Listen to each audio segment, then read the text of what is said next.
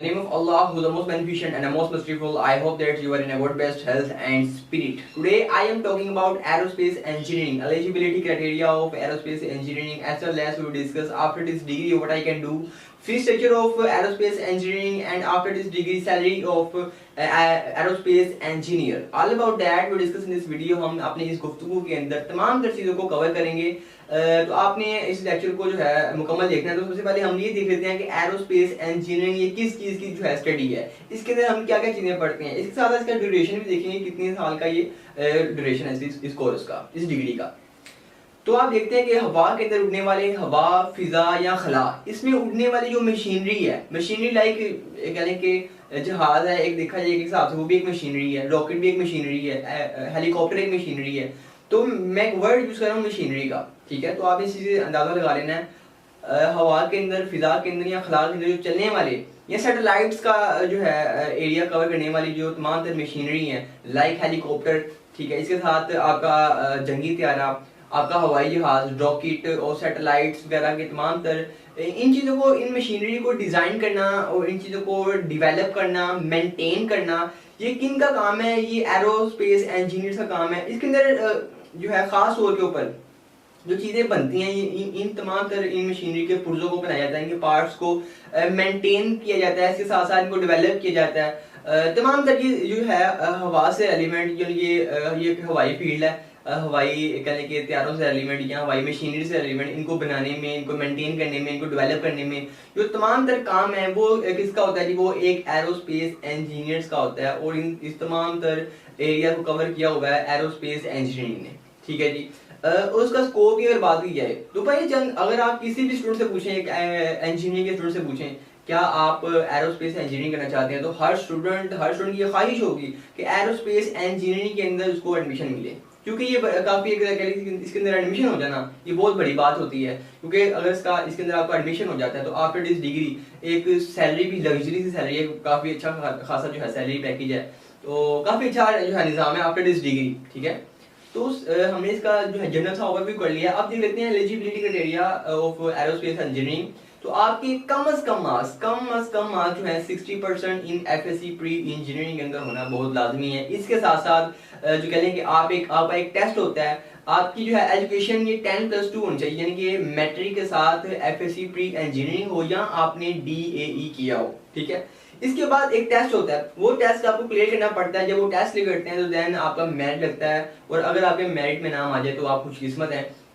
और दूसरी बात ये जो डिग्री है एरोस्पेस इंजीनियरिंग, ये थोड़ी कॉस्टली है, ये थोड़ी महंगी डिग्री है, ठीक है। इसके अंदर एक्सपीरियंस जो है कह लें कि आपका फाइनेंशियली जो है ज़्यादा थोड़ा फीस जो थोड़ा ज़्यादा है बाकी डिग्री की निस्बत। तो लेकिन अगर आपका एडमिशन इसमें हो जाए और आप ये डिग्री कर लें तो इसके बाद भी जो है कह रहे हैं कि आप जो है सैलरी भी आप अच्छी गेन करते हैं, ठीक है। हमने फिलहाल इसका एलिजिबिलिटी क्राइटेरिया जो है डिस्कस किया है। इसके बाद ये देख लेते हैं कि अगर हम ये डिग्री करते हैं, बल्कि इससे पहले ये देखते हैं कि इसका ड्यूरेशन कितना है। ड्यूरेशन इसका 4 साल का ड्यूरेशन है, 4 साल की डिग्री है, ठीक है। और इसके अंदर 8 सेमेस्टर होते हैं, यानी सेमेस्टर सिस्टम है, तो 8 सेमेस्टर यानी कि इस डिग्री के होते हैं, 4 साल का ड्यूरेशन है। और इसका स्कोप की अगर बात की जाए कि इस डिग्री को करने के बाद हम किन किन एरियाज को ज्वाइन कर सकते हैं, हम कौन कौन सी वो इदारे हैं जिनको हम ज्वाइन कर सकते हैं। तो अगर आप ये डिग्री करते हैं, इस डिग्री करने के बाद आप पाकिस्तान एयरफोर्स को ज्वाइन कर सकते हैं, आप इसी के साथ साथ करेंगे कमर्शियल एयरलाइंस को ज्वाइन कर सकते हैं, आप कंपनीज को ज्वाइन कर सकते हैं, एयरक्राफ्ट मैन्युफैक्चरिंग को आप ज्वाइन कर सकते हैं, यूनिवर्सिटीज एंड कॉलेजेस के अंदर आप as a teacher, as a professor जो है जॉब कर सकते हैं,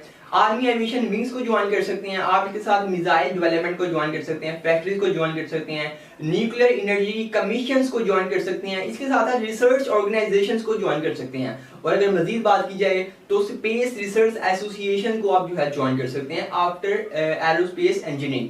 तो ये तमाम देखा कि इसके बाद इनके इन तमाम एरियाज के अंदर इसकी जॉब्स वगैरह होती हैं। इन तमाम एरियाज जो मैंने अभी डिस्कस किए हैं इनके अंदर इसकी जॉब्स की वैकेंसीज आती रहती हैं, ठीक है। यानी कि इसकी हमने अब बात करते हैं फीस स्ट्रक्चर की। पाकिस्तान के अंदर बहुत ज़्यादा यूनिवर्सिटीज तो ऐसी नहीं है जो कि एरोस्पेस इंजीनियरिंग को ऑफर करती हैं, लेकिन चंद एक यूनिवर्सिटीज हैं जो कि पाकिस्तान के अंदर एरोस्पेस इंजीनियरिंग को ऑफर करते हैं। और इनका अगर फीस स्ट्रक्चर की बात की जाए तो राउंड अबाउट आपका 1 साल का 2 लाख के करीब लग जाता है, मुझे नहीं लगा 20 लाख, 2 लाख के करीब आपका 2 लाख कह लें या 1,90,000 या 2 लाख और समथिंग आपका लग जाता है। 1 साल की मैं बात कर रहा हूँ, और ये डिग्री 4 साल की है। आप आगे खुद अंदाजा लगा सकते हैं। डिपेंड करता है यूनिवर्सिटी के मैयार के ऊपर, यूनिवर्सिटी का स्टैंडर्ड कितना है। इनके राउंड अबाउट अभी की मैं बात कर रहा हूँ, इवन 5 से 6 यूनिवर्सिटीज हैं जो कि एरोस्पेस इंजीनियरिंग को ऑफर कर रही हैं। तो ये मैंने एक एस्टिमेट आपको फीस बता दिया कि आपका सालाना जो है 2 लाख लग जाता है। ठीक है, मैंने एवरेज बताई है। गवर्नमेंट और प्राइवेट की फीस थोड़ी डिफरेंट होती है। कुछ हाई स्टैंडर्ड यूनिवर्सिटीज ऐसी हैं जो कि जिनका फीस स्ट्रक्चर ज्यादा है। ठीक है, तो ये यूनिवर्सिटी की आप वेबसाइट के ऊपर जाके देख सकते हैं कि किस यूनिवर्सिटी का फीस स्ट्रक्चर कितना है, अगर आप जाते हैं। ठीक है, हमने इस चीज को जो है डिस्कस कर लिया, एलिजिबिलिटी क्राइटेरिया डिस्कस कर लिया। अब ये देख लेते हैं कि आफ्टर दिस डिग्री हमने किसी एक इदारे को ज्वाइन किया, वो तमाम इदारे जो मैंने ज्वाइन किया, जिस तरह पाकिस्तान एयरफोर्स, कंपनीज, फैक्ट्रीज, उसके बाद स्पेस रिसर्च एसोसिएशन या राउंड अबाउट कमर्शियल एयरलाइंस को आपने ज्वाइन कर लिया, तो इसके बाद आपकी सैलरी क्या होगी।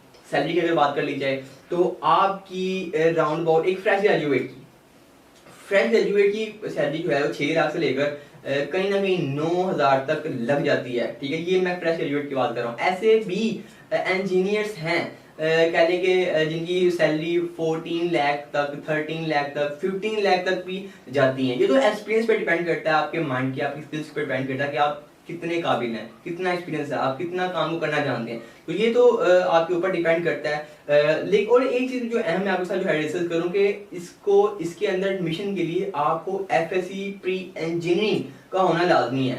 उसकी वजह ये है कि यानी कि आपकी जो है तालीम जो कि एलिजिबिलिटी क्राइटेरिया के अंदर डिस्कस होती है, उसके अंदर मैथ का होना बड़ा लाजमी है। सवाल आता है बायोलॉजिकल स्टूडेंट जिन्होंने बायो की होती है, प्री मेडिकल किया होता है, क्या वो इस चीज को ज्वाइन कर सकते हैं? तो ऐसा नहीं है, क्योंकि इसके अंदर मैथ का होना बड़ा लाजमी है। और जो एफएससी प्री मेडिकल है, मेडिकल के अंदर मैथ नहीं होता, मैथ की बजाय बायो होती है, तो जिसकी वजह से वो ये नहीं कर सकते। ये एफएससी प्री मेडिकल वाले स्टूडेंट जो है इसको कर सकते हैं। और टेस्ट होता है, या डीजे आपने किया हो, टेस्ट तो फिर भी होगा। तो ये तमाम गुफ्तगू थी एरोस्पेस इंजीनियरिंग के बारे में।